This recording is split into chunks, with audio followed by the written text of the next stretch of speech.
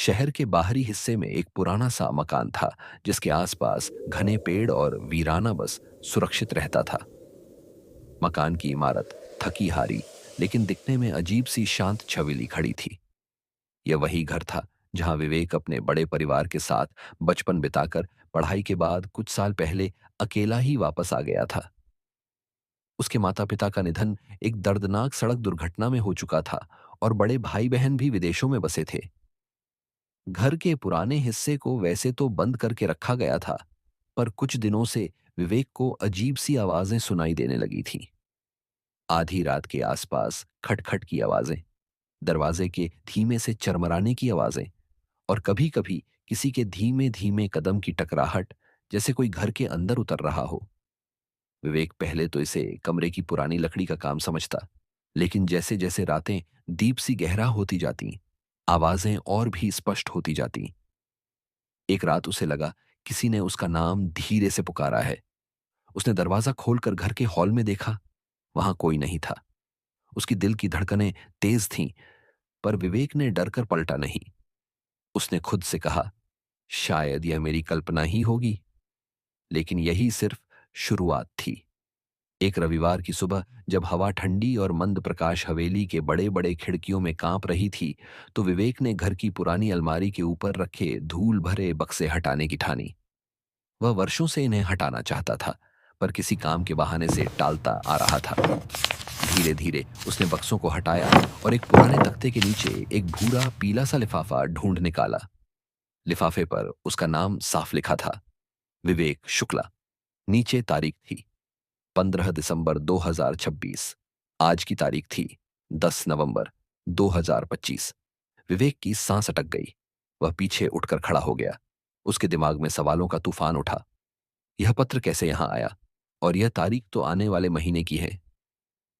उसने लिफाफा संभाला और पलकों में झुर्रियों की तरह रहस्य उसकी आंखों में घर करने लगे। जब उसने लिफाफे को खोला तो एक कागज पर हाथ से लिखा पत्र उसमें रखा था।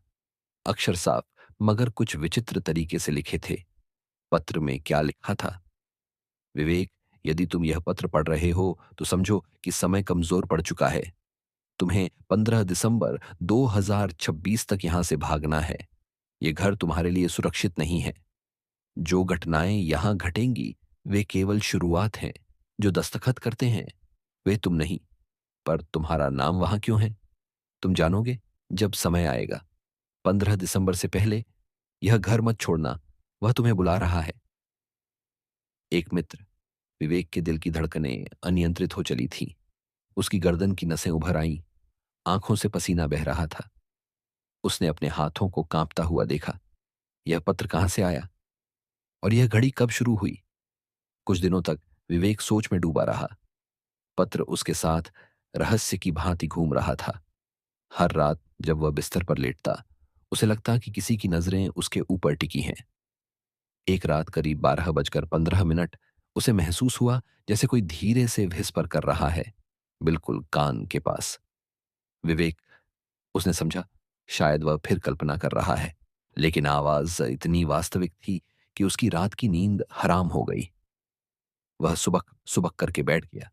कमरे में सफेद धुआं सा घुल गया, जैसे कोई वहां था। विवेक ने खुद को संभाला और सचेत होकर घर की दीवार की ओर देखा। वहां एक परछाई सी खड़ी थी, पर उसकी शक्ल अस्पष्ट थी, मानो कोई धुंधली जादुई मौजूदगी। विवेक का दिल यह सोचकर धड़क रहा था कि यह सब सिर्फ उसके दिमाग की उपज है। उसने अपनी आंखें बंद कर लीं और गहरी सांस ली। लेकिन अचानक वही आवाज फिर से गूंजी, विवेक, समय खत्म हो रहा है। विवेक कांप उठा। दूसरे दिन सुबह विवेक ने घर की पुरानी डायरी खोज निकाली। डायरी में पिछले मालिक, एक वैज्ञानिक, ने अपने दैनिक नोट्स लिखे थे।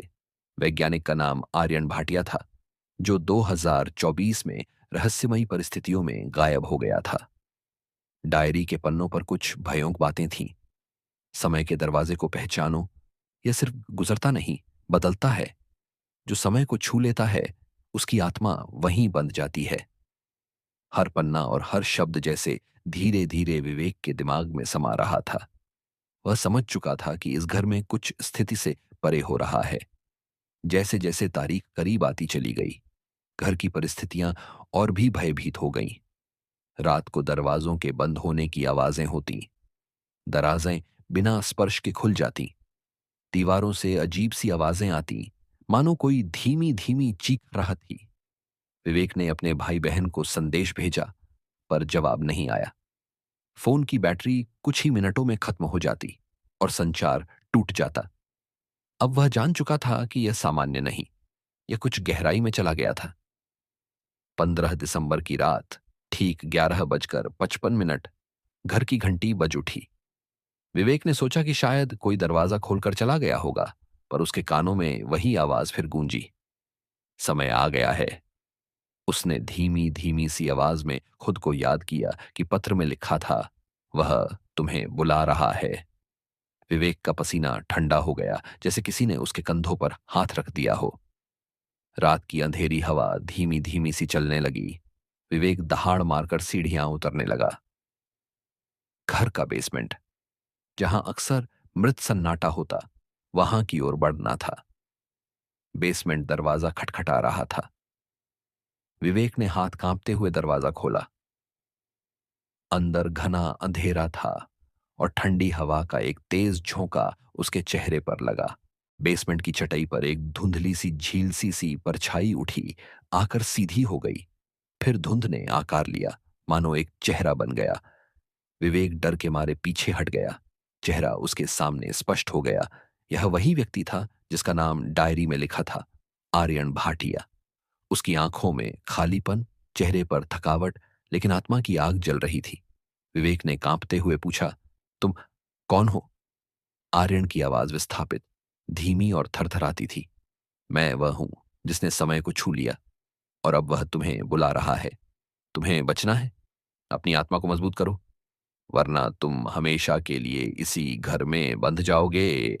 घर की दीवारें कंपकपा उठीं, मानो कहीं से कोई अनंत चीख बाहर की ओर उतार रही हो। विवेक का दिल तेज तेज धड़कने लगा। उसने डायरी याद की और उस पन्ने को जो डायरी में लिखा था, समय बाहर नहीं, भीतर खोजो। विवेक ने आंखें बंद कर गहरी सांस ली और जोर से चिल्लाया, मैं नहीं डरूंगा, मैं लौटूंगा। अजीब शक्ति, निकल जाओ। तभी अचानक वह प्रकाश आया, जैसे अंधेरे का पर्दा फट गया। आर्यन की परछाई धीरे धीरे धुएं की भांति गायब होती चली गई। बेसमेंट में से वह धुआं निकला और एक तेज झोंका दरवाजा बंद कर बाहर चला गया। विवेक बेसमेंट के बीचों बीच खड़ा कांप रहा था। रात का अंधेरा धीरे धीरे हल्का पड़ने लगा और अचानक फोन की घंटी बज उठी।